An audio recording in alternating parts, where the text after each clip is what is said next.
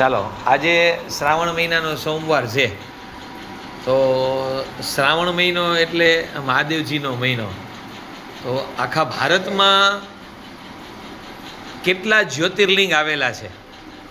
ભારતમાં કેટલા જ્યોતિર્લિંગ આવેલા છે?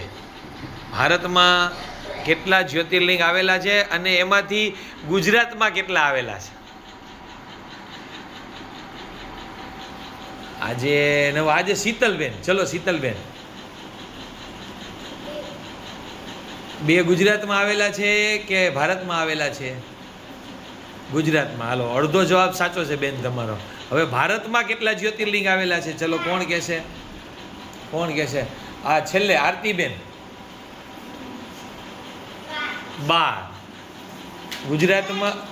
ગુજરાતમાં 2 જ્યોતિર્લિંગ આવેલા છે અને ભારતમાં કેટલા જ્યોતિર્લિંગ આવેલા છે?